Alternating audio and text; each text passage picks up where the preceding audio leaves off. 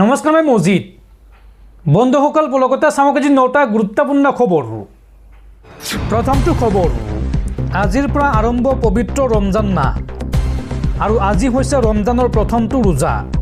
কেন্দ্ৰীয় হিলাল কমিটি অসমৰ ঘোষণাৰ পিছতে বুধবাৰে মুছলমানসকলে আদায় কৰে প্ৰথমটো তাৰাবিন নামাজ আৰু তাৰাবিন নামাজ আদায় কৰাৰ পিছত আজি নিশা চেহেৰি খাই প্ৰথমটো ৰোজা ৰাখিছে ইছলাম ধৰ্মাৱলম্বী লোকসকলে। আৰু প্ৰতিগৰাকী ইছলাম ধৰ্মাৱলম্বী লোকে এই খবৰটো যিমান পাৰে শ্বেয়াৰ কৰক।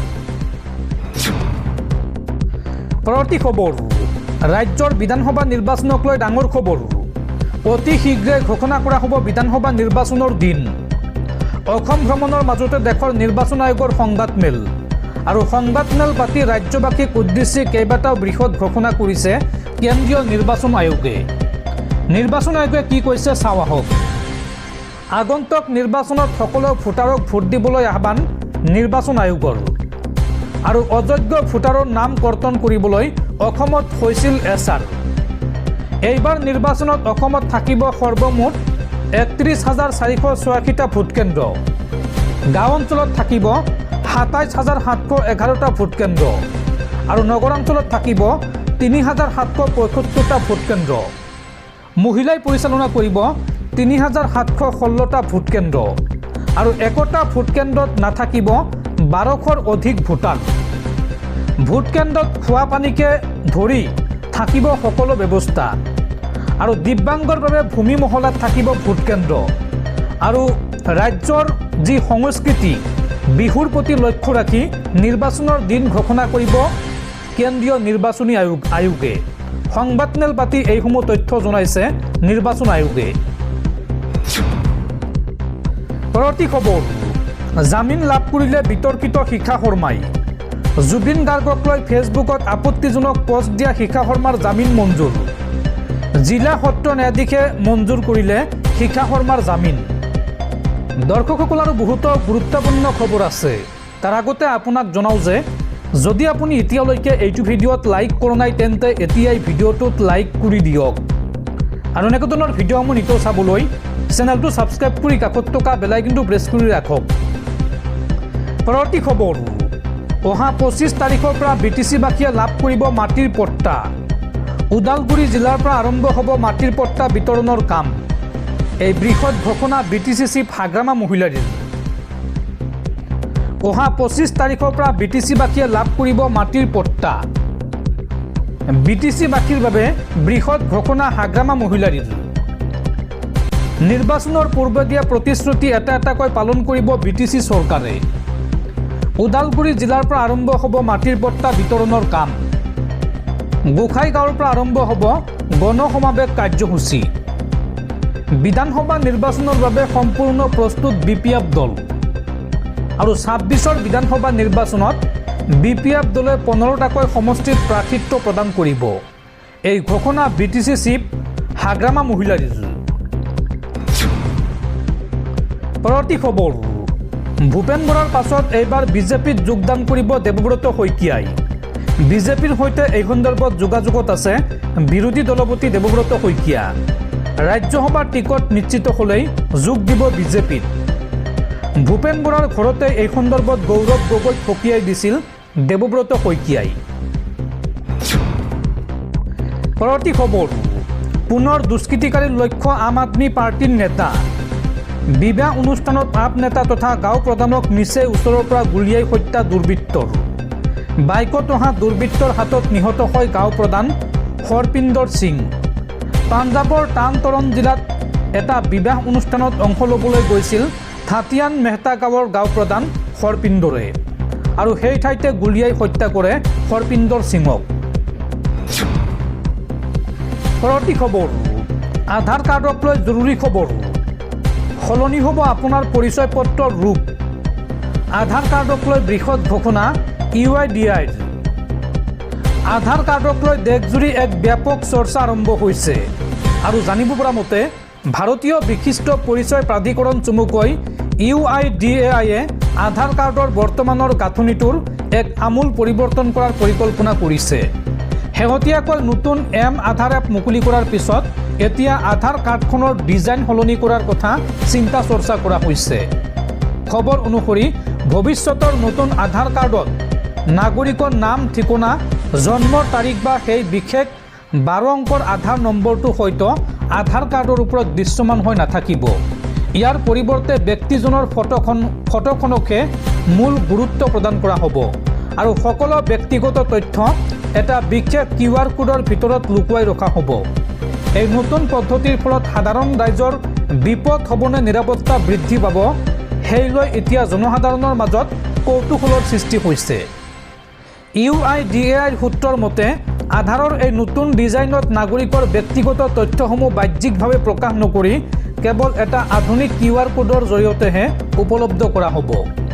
কোনোবাই যদি কাৰোবাৰ তথ্য চাব বিচাৰে তেন্তে নতুনকৈ মুকলি কৰা আধাৰ এপৰ জৰিয়তেহে সেই কোড স্কেন কৰি তথ্য লাভ কৰিব পাৰিব।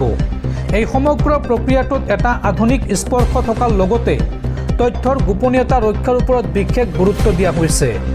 যিহেতু কাৰ্ডখনত তথ্যবোৰ মুকলিকৈ লিখা নাথাকিব, সেয়েহে অপ্ৰাসংগিকভাৱে আন ব্যক্তিয়ে কাৰোবাৰ ব্যক্তিগত তথ্য সংগ্ৰহ কৰাটো কঠিন হৈ পৰিব। এই গুৰুত্বপূৰ্ণ সিদ্ধান্ত লোৱাৰ মূল কাৰণ হ'ল ডাটা বা তথ্য চুৰি ৰোধ কৰা আৰু অফলাইন ভেৰিফিকেশ্যনৰ নামত হোৱা বিসংগতিসমূহ দূৰ কৰা। বৰ্তমান সময়ত আমি দেখা পাওঁ যে হোটেল, বিভিন্ন অনুষ্ঠানৰ আয়োজক বা বিভিন্ন ব্যক্তিগত প্ৰতিষ্ঠানে পৰিচয় পত্ৰ হিচাপে আধাৰ কাৰ্ডৰ ফটোকপি বা তথ্য সংগ্ৰহ কৰে। কিন্তু আধাৰ আইন অনুসৰি এইদৰে তথ্য সংগ্ৰহ কৰা বা সংৰক্ষণ কৰাটো নীতি বিৰুদ্ধ, কাৰণ এইদৰে সংগ্ৰহ কৰা তথ্যৰ কোনো নিৰাপত্তা নাথাকে আৰু ইয়াৰ সুযোগ গ্ৰহণ কৰি চাইবাৰ অপৰাধীয়ে চিম কাৰ্ড জালিয়াতি, ভুৱা ঋণ লোৱা বা বেংকৰ পৰা অবৈধভাৱে ধন উলিওৱাৰ দৰে অপৰাধ সংঘটিত কৰে। এই নতুন পদ্ধতিটোৱে এনেধৰণৰ বিত্তীয় প্ৰবঞ্চনাৰ পৰা নাগৰিকক সুৰক্ষা দিব বুলি আশা কৰা হৈছে। যিহেতু এই নতুন পদ্ধতিটোত স্কেন কৰাৰ বাবে চৰকাৰী এপ ব্যৱহাৰ কৰিব লাগিব, গতিকে UIDAIৰ ওচৰত সম্পূৰ্ণ খবৰ থাকিব যে কাৰ তথ্য কোনে আৰু কেতিয়া পৰীক্ষা কৰিছে। ইয়াৰ ফলত তথ্যৰ অপব্যৱহাৰ বহুখিনি হ্ৰাস পাব বুলি বিভাগীয় কৰ্তৃপক্ষই ধাৰণা কৰিছে। অৱশ্যে এই সকলোবোৰৰ মাজতে ৰাইজৰ মনত এটা ডাঙৰ প্ৰশ্নৰ উদয় হৈছে যে এই নতুন আধাৰ কাৰ্ড লাভ কৰিবলৈ আমি আকৌ শাৰী পাতিব লাগিব নেকি? নতুন কাৰ্ডৰ বাবে আবেদন কৰিব লাগিবনে চৰকাৰে নিজে ইয়াৰ আপডেটৰ ব্যৱস্থা কৰিব? এই সন্দৰ্ভত এতিয়ালৈকে কোনো স্পষ্ট নিৰ্দেশনা অহা নাই। এতিয়া সময়তহে গম পোৱা যাব যে আধাৰৰ এই আমূল পৰিৱৰ্তনে সাধাৰণ মানুহৰ বাবে কি ধৰণৰ সুবিধা বা অসুবিধা কঢ়িয়াই আনে। পৰৱৰ্তী খবৰ, কংগ্ৰেছৰ পৰা পদত্যাগ কৰি গৌৰৱ গগৈ আৰু কংগ্ৰেছক খুৰদাৰ সমালোচনা ভূপেন বৰাৰ। ভূপেন বৰাই এই সন্দৰ্ভত কয় যে 22 ফেব্ৰুৱাৰী পূৰ্বে কংগ্ৰেছৰ সকলো কুকীৰ্তি মই ফাদিল কৰিম আৰু কংগ্ৰেছৰ যিমান সুধিবলগীয়া আছে সুধিবলৈ কংগ্ৰেছক প্ৰত্যাহ্বান জনালে ভূপেন বৰাই।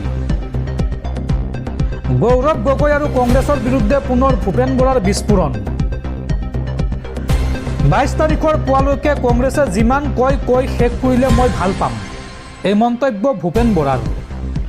ভূপেন বৰাই লগতে কয় যে 22 তাৰিখৰ পিছত মই আৰু উত্তৰ নিদিওঁ।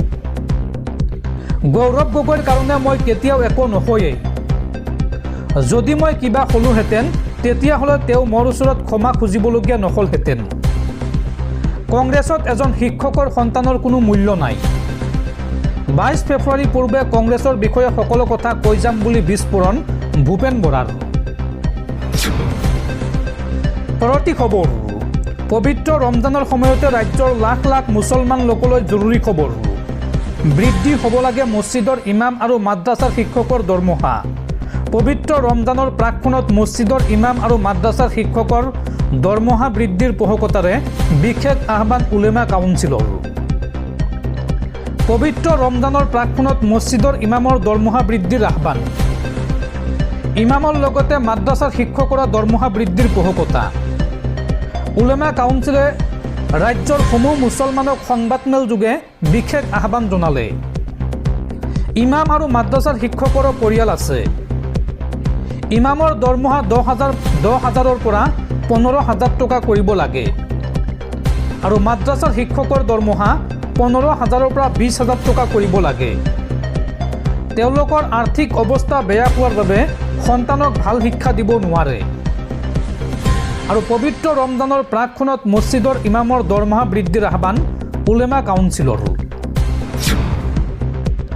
পৰৱৰ্তী খবৰ মুখ্যমন্ত্ৰী হিমন্ত বিশ্ব শৰ্মাৰ পাছত ভূপেন বৰাৰ বাসগৃহলৈ সোঁত বৈছে মন্ত্ৰী বিধায়কৰ কংগ্ৰেছ ত্যাগী ভূপেন বৰাৰ বাসগৃহত বুধবাৰে উপস্থিত হয় মন্ত্ৰী পীযুষ হাজৰিকা আৰু বিধায়ক মানৱ ডেকা আৰু ভূপেন বৰাৰ বাসগৃহত উপস্থিত হৈ মন্ত্ৰী পীযুষ হাজৰিকাই মন্তব্য কৰি কয় যে ভূপেন বৰা এগৰাকী স্বাভিমানী অসমীয়া এই মন্তব্য মন্ত্ৰী পীযুষ হাজৰিকাৰ কংগ্ৰেছ ত্যাগী ভূপেন বৰাৰ বাসগৃহত বুধবাৰে উপস্থিত হয় মন্ত্ৰী পীযুষ হাজৰিকা আৰু বিধায়ক মানৱ ডেকা তিনিওগৰাকী নেতাই আলোচনাত মিলিত হোৱাৰ পাছত মন্ত্ৰী পীযুষ হাজৰিকাই সাংবাদিকৰ আগত কয় যে ভূপেন বৰাক লগ কৰিবলৈ অহাত কোনো ব্যক্তিগত উদ্দেশ্য নাই যুৱ কংগ্ৰেছৰ দিনৰ পৰা ভূপেন বৰাৰ সৈতে মোৰ ভাল সম্পৰ্ক আছে মুখ্যমন্ত্ৰীয়ে কোৱাৰ দৰে স্বাভিমানী অসমীয়াই কংগ্ৰেছ কৰিব নোৱাৰে আৰু ভূপেন বৰা এগৰাকী স্বাভিমানী অসমীয়া তাৰ পাছতে মন্ত্ৰীগৰাকীয়ে কয় যে কংগ্ৰেছত এতিয়া ৰকিবুল হুছেইনৰ চলে